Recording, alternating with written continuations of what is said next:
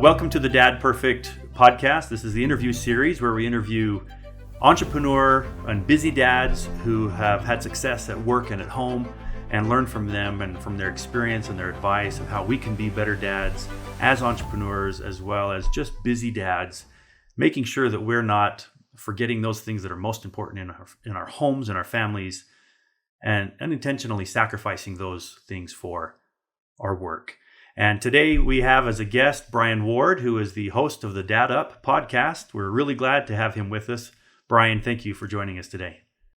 Thank you very much for having me. I've been looking forward to this. So I appreciate what you're doing and the message you're trying to spread through your brand. And like I told you before this episode, anytime I find another dad out there that's really trying to level up as far as the dad game goes and helping others level up, I'm always delighted to see that. So thank you for having me, David. Thank you. Thank you very much. It's an exciting thing to get into. Being a dad is something that I love. It just drives me and motivates me in everything that I do. I remember when I was younger, coming out of business school and then getting into my kind of professional life, people would often ask me, what are you passionate about, David? What is it that drives you to try to help me find, that profession that would be something that would be satisfying? And I'd always answer like, I don't know. And I finally started realizing it's families. I really am passionate about families. I got my bachelor's degree is in family science, and I wanted to go professionally into being a family therapist. And I kind of got talked out of it by people saying, no, you can't make money that way. You need to do something else. And I listened to them, right? We often listen.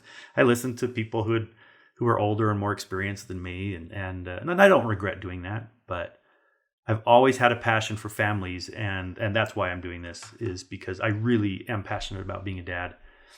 And that's why I go to work every day. That's why I do what I do. I don't really care what I do, to be honest. It's because I love my family and I love being a dad.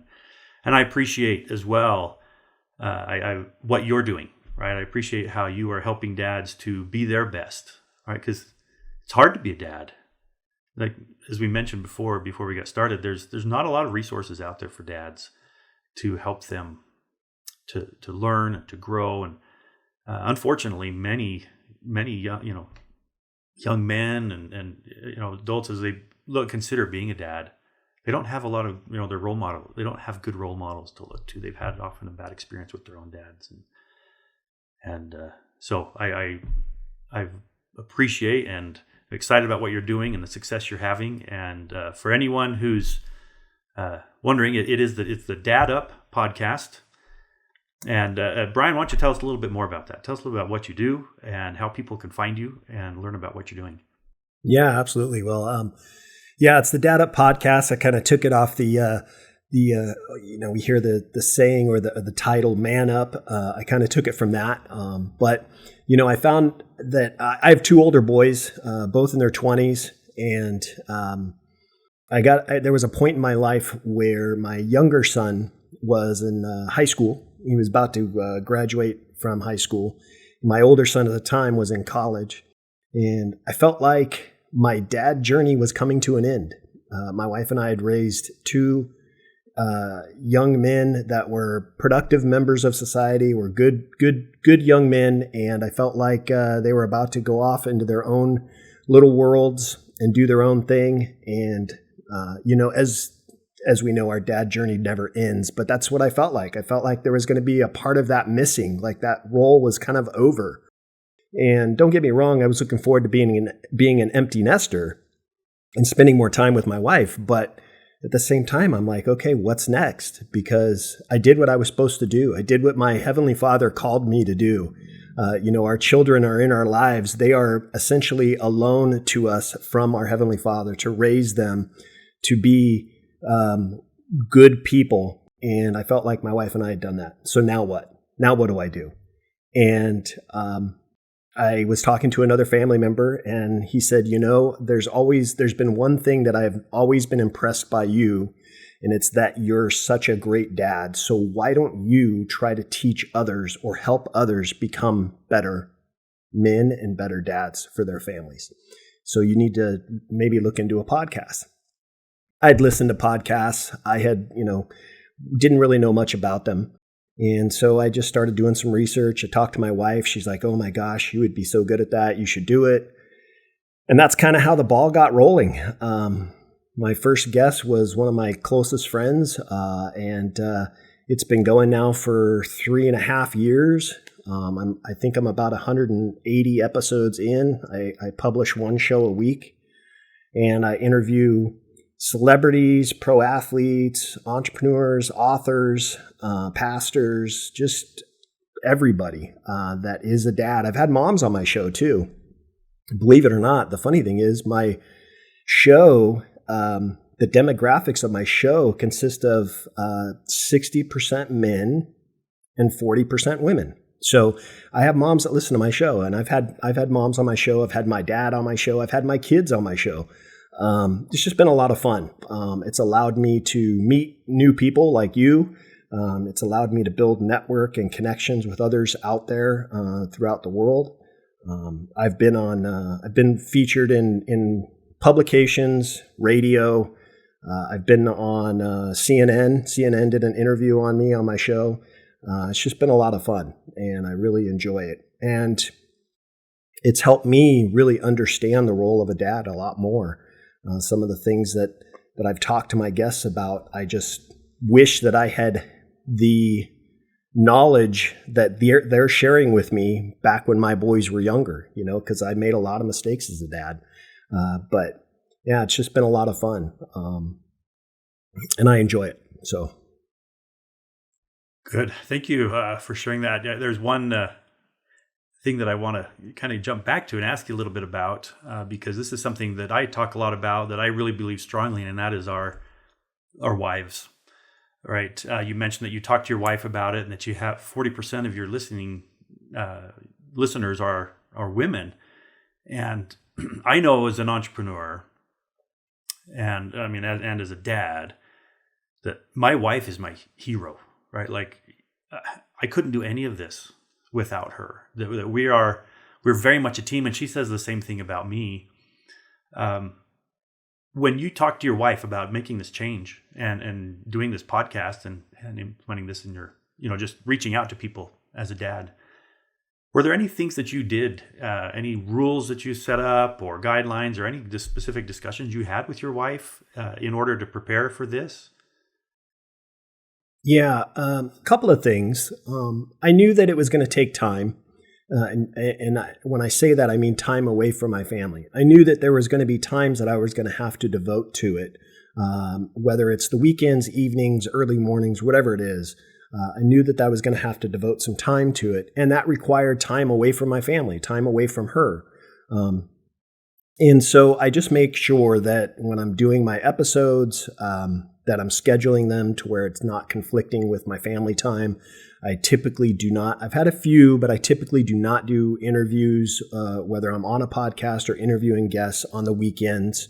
My evening times, I try to stay away from that as well. I really do a lot of my interviews in the mornings, but that was something that I had to establish with her, and she understood it and agreed to it. But, it's... When you have the support of your family, my wife and my kids as well, my boys, like I said, they're in their 20s, so they're young men, right? When you have that support behind you and they're basically checked in as far as the things that you want to do, I called it a hobby to begin with, as just kind of an extra hobby for me to do.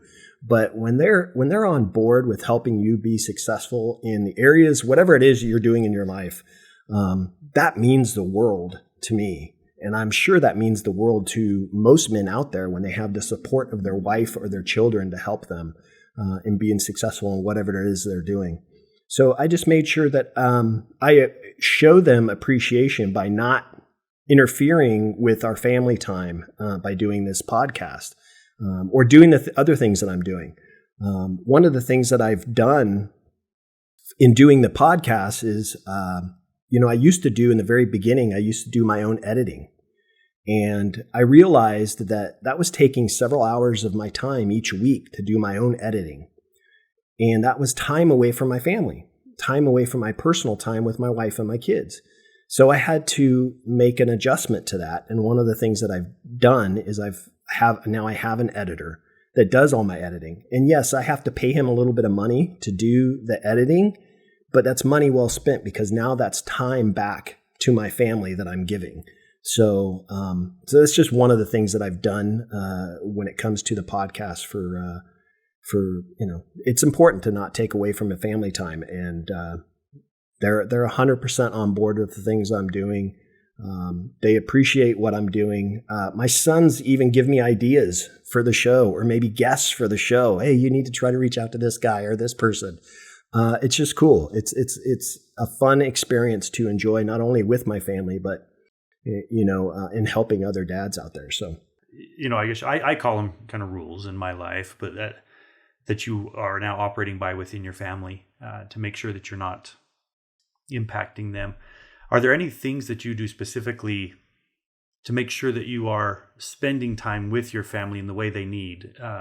So you've created, like you say, created rules around what you're doing to make sure that you're optimizing your time so you can be with your family. But are there specific things that you do as a family to make sure you're staying connected with them, or staying close to them and giving them the time and the attention, the love that they need?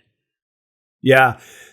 One of the most important things that I do, not only as a dad, but as a business person and building my brand, and spending time with my wife, is scheduling. That is a must.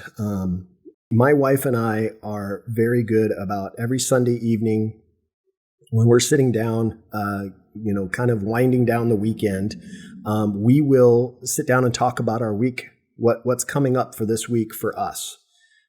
She tells me what's on her plate as far as the things she has to do. She's a school teacher.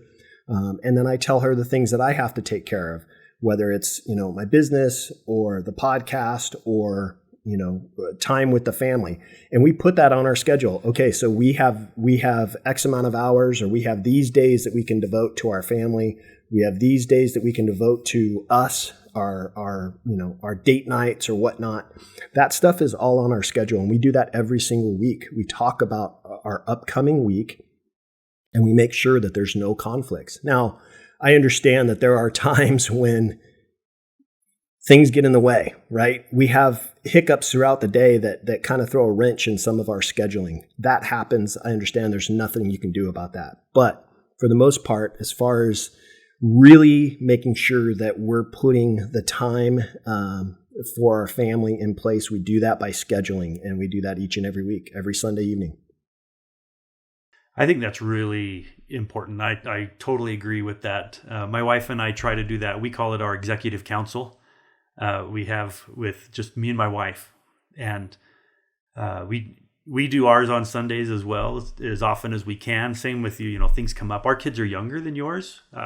I have 4 kids that span from 21 years old, who's left the house and just got married, and he's in college, and then a daughter who's graduating from high school, and then I have 2 one's a teenage and the other is a preteen boy, and those 2 boys have special needs. And you throw all of that, a teenage daughter and these boys with special needs, and everything comes in. And if we don't plan, our week it just blows up, right? It's like, oh, and you get into the week, and we find that those weeks are really tough, and we find that it adds a lot of stress to our days as we get into the week when we don't have a plan. And we have to talk about it every morning, because things change. Here's our plan. This is what we had to do. And even just this morning, we had to adjust something. My wife came to me after going to exercise. She came back and she said, "Hey, I just had a thought. I need to go help somebody move today. And this person's like an hour and a half away." All right. And this is the way my wife is. She's always helping other people and totally changed our day today. But having that open communication is what makes it work. And taking the time to plan, like you and us on Sunday, makes it so those little changes during the week, we can adjust to them. And we didn't always do that. We weren't always good at communicating that way and creating that plan. And when I was starting a business back in 2012 is when I started it. And this wasn't my first business that I'd started, but this one was demanding more time than any of my other businesses had. And we weren't communicating very well in our schedules. And after in a couple of years, we were really noticing it was putting a lot of strain because she didn't know what I was doing. She didn't know where the money was going as well. I wasn't communicating that, because it was just in the business. And we really had to come back. We had to come back to that. And that made a huge difference in our ability to just deal with life and deal with, and not just deal with, but improve our relationship, right? And our ability to be where we needed to be when we needed to be there. And be ready for the surprises, because surprises come all the time. There's a couple things my wife and I are really good about. Our relationship is important to us. But there's a few things that we do to make sure that our relationship is a priority. And one of those things is we take time every single evening. We do it for half an hour where we read together. We sit at the dining room table, TV's off, no distractions, and we each have a marriage book that we read out of. And we read a chapter out of that marriage book every evening. It usually takes about 20 minutes or so, and then we talk about it. We talk about what we just read. And that allows us to not only stay connected with each other, but we learn things in how to strengthen our marriage. So we do that together. Like I said, every evening we take the time and we do that. The other thing that we do as a couple is we actually have a marriage coach that we see. We see her once a month. She's actually a licensed therapist, and we don't see her because we have problems. We see her so we don't have problems. And she, a lot of times we're just chit-chatting about our relationship and about, what's gone on over the last month, our level of communication. And it really helps us to keep our marriage a priority. So if there's parents out there that are struggling with busy lives and having kids, we have a busy life. One of the things you have to do is make sure you're making your marriage a priority, because if your marriage is not a priority, the marriage is the foundation of family. And if that foundation is cracked, it can really be detrimental to the family, your kids in particular. So we have to make sure that we're keeping our marriage as a priority. Even though our kids are older, we do that. And so we see a marriage counselor, a marriage coach once a month, once a month, and then we read every night. And then we have our date nights that we do. But that's something that, our marriage is important to us. So we make sure we make it a priority. And our kids see that, even them as 21-year-old and a 24-year-old, they see us in the way that we interact with each other and the way that we take care of each other and the way that we make our marriage a priority. And we do that as a lesson to them, because as we know, more is caught than taught, right? So they see us in the interactions that we make with each other, and it teaches them how to be as husband and wife when they get married. I think it's the best way we can teach our kids is to model it, right? And I say model, but that almost sounds too artificial. But I mean, you just have to be the parents that you almost like the parents that you would want to be when you were a kid. You have to be that. You have to be the parents, and they watch it. They do see it. I was just talking with my 21-year-old, who, like I said, who was just married, and already I'm amazed as I watch him at 21 years old, and his wife is also 21. When he met his now wife, as a parent, I'm thinking, ooh, that's pretty young, Right. But you just watch him and think, wow, they're great together. And I watch him doing things in his life that we didn't really teach him, but he's doing what my wife and I do and what we watched our parents do. And we both, fortunately, my parents were a wonderful example to me as far as as a husband-wife relationship goes. They had a great relationship, and same with my in-laws. They have a fantastic relationship, and you see it in their kids, and now we're seeing it in our kids, and taking the time to strengthen relationship. I love the term, the foundation. The marriage is the foundation of the family. I've kind of compared it to a lighthouse. a lighthouse that's built on the rocks, and it's there, and it's that guide for all the mariners and people. They look to that lighthouse, right, to guide them to where they need to be safely. And thank you for sharing that advice and those things that you do. Now, with your boys, you have 2 adult boys. Being a dad, it's having a strong relationship is very important to raising children, but also you have to intentionally do things to empower your kids to become their best, right? As a father, that's one of our responsibilities, I believe, is to help bring out the very best in our children and launch them into the world with everything that they need to become their very best selves. And are there any specific things, as you look back on raising your 2 sons, that you tried to do to intentionally help them to become their very best selves and be the best they can be as they launch into the world? Well, communication comes to mind. One of the things that I was really good at as a dad is always talking with my boys. And I do coach dads, and one of the things that I like to tell my dads is when you're talking to your kids, make sure you're not asking open-ended questions. We know in sales, you don't ask you ask open-ended questions, right? So you need to make sure that you're asking your kids those open-ended questions, getting them talking. And I think that when you show an interest in the things that your kids are doing, they're more in tune to open up to you and share things with you. The other thing that I was really good at as a dad was making sure my boys knew that our home is a safe space. They can come and talk to us anytime something is on their mind or bothering them. It could be something that maybe they've done wrong.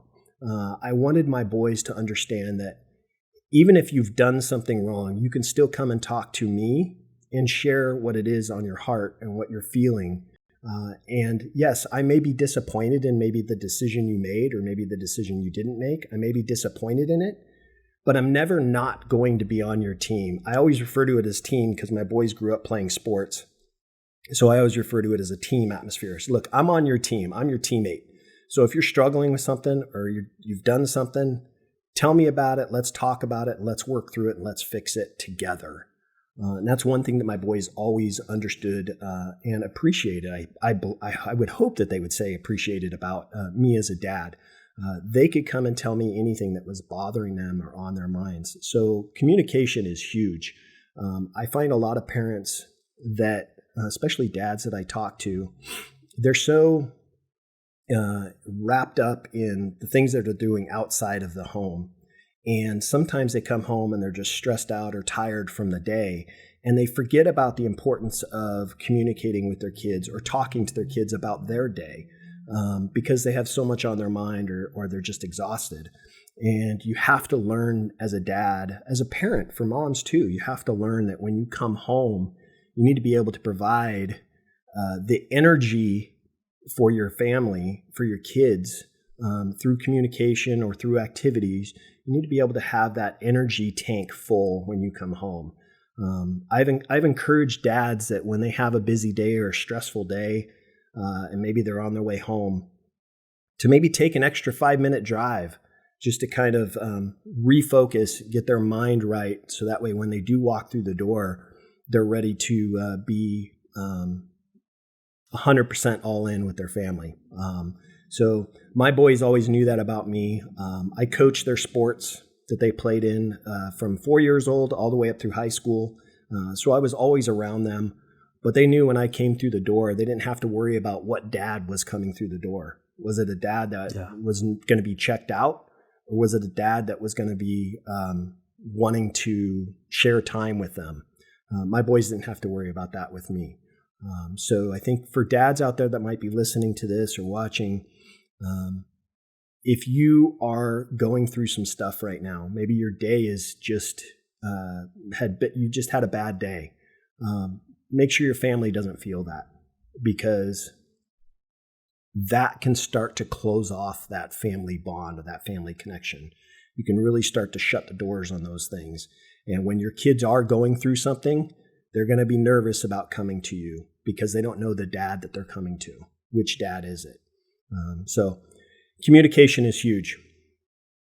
Yeah, I love that idea. I once had someone share a story with me about a tree that was in his yard. And as he would come home from work every day, he would pause and touch that tree. And in his mind, he would just that was a physical action that what he'd say is he would transfer the stress of work to the tree, so it stayed outside the home, and he would go inside and be just like you said. He was there. He was present. He was the dad that they needed him to be. And I didn't have a tree, right? I didn't use a tree when I would come home, but I had a song that I would play is that when I would have a bad day and I could tell that I was coming home not in the spirit that I wanted to be, right? When I entered that door, I would take a moment. Sometimes I would drive a little farther, or I would sit in the driveway and I would play that song, and it would just help me to reset and be where I needed to be. So when I came home, I was the dad I needed to be. I wish I could say I always did it and it always works. There were some times where I didn't. I came home and I regret sometimes bringing the stress of work home with me. But I do much better at it now. Listen, and I try to do those things. we're gonna make mistakes as dads. Still to this day, I make mistakes as a dad. But it's what we learn from those mistakes. Do you allow those mistakes to affect you, or do you learn from those mistakes and learn to do better next time? One of the things that I've always been good at with my boys is when I've made a mistake as a father, I've gone to my boys and said, listen, I messed up. I shouldn't have reacted that way, and I'm sorry, and I hope you will forgive me. What I will do next time, the next time this happens or something along these lines that happens like this, I will make sure that I am aware of the mistakes I made in the past and not go down that road again. So if you'll allow me to try that and work on that, I promise I'll do better. Owning my mistakes as a father has been very important to me and to my family. Bryan, I'm glad you brought that up, because I think in our society today, so often dads get the message that we have to be this macho man. We have to be this strong man, and saying I'm sorry is a sign of weakness. And I completely agree with you. And I found that in my life, I've experienced the same thing, and that when I am quick to ask forgiveness and quick to give forgiveness, that it creates a culture in our home where love can thrive, right? Where we know that we love each other, even with our mistakes, and we will say things that hurt each other, but those don't fester. They don't get stuck in our family relationship, and they don't drive a wedge in our family tree that never gets healed. And when we forgive each other freely and we ask forgiveness and we say, I'm sorry, it teaches our kids that's okay. And not only is it okay, it builds a better relationship within your family and with anybody that whether it's a friend or a coworker or a spouse. When you ask forgiveness and you forgive, it allows love to be the central part of your relationship. And I think that's critical.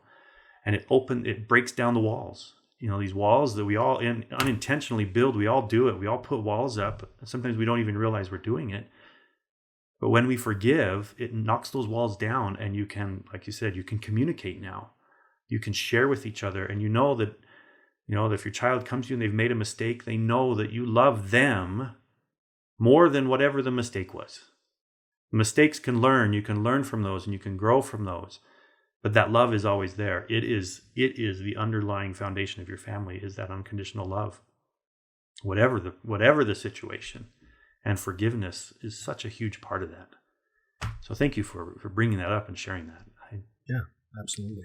So we're coming towards the end here. We try to keep our podcasts towards the shorter side. My thought is, I want dads to be able to listen to this while they're commuting to work or on a quick run or something like that.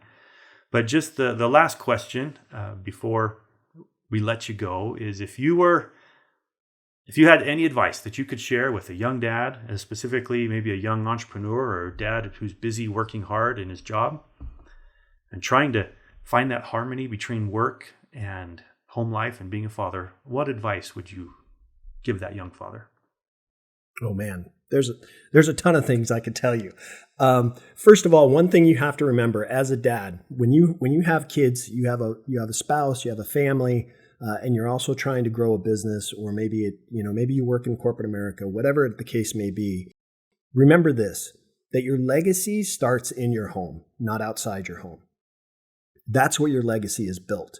It's not the business that you're working on. It's not what you're doing, any of the extracurricular activities you're doing outside your home. Really, the legacy is the family and what's structured inside the home. So remember that. And when it comes to your kids, they grow up so fast. And you know this, David. Our kids grow up so fast. My boys are 24 and 21. I can remember when they were in elementary school. It's amazing how fast time goes with our kids. So time is precious. Kids spell love, T-I-M-E. So the more time you spend with your kids, the better off you'll be as a dad, and the better relationship you'll have with your kids, and the better the bond will be. Because there's going to be a time when our kids get to an age where they don't want to hang out with mom and dad. They want to go hang out with their friends. They're trying to figure out who they are. They're trying to be independent. They're trying to really discover themselves. But there's going to be a time when they come back.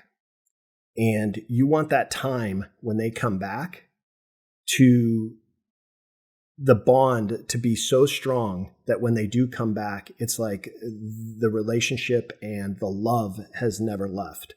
So it's important to remember that our kids grow up fast, and there could be moments that you miss out on because you're so worried about building a business, or you're so worried about things outside of the home. And that's why I say legacy starts within the home. You have to remember that. So those are just a couple of things. I mean, there's a ton of things like patience, learning scheduling. All those things are important. But if you remember that your legacy starts within your home, and time goes by so fast that you don't want to miss it, I think you're going to be okay as a dad. Great. Thank you so much, Bryan, for your advice, sharing your experience. I appreciate you coming on. I know the listeners will take a lot from what you've shared. And for all of the listeners, please go check out the Dad Up podcast. And if you're looking for a good coach who can help you be a better father, definitely give Bryan a call and take his advice, because you can tell he has great experience and he will be very helpful. Bryan, thank you again. We'll talk soon. Yeah, thank you very much for having me, David. I appreciate it. This has been the Dad Perfect podcast. Thank you for listening. If you want more, you can get it. More resources, more tips and strategies, more dads and moms sharing experiences, and much more. Simply go to dadperfect.com and sign up. That's dadperfect.com to sign up for more. Until next time, remember, you are the perfect dad for your family. You are Dad Perfect.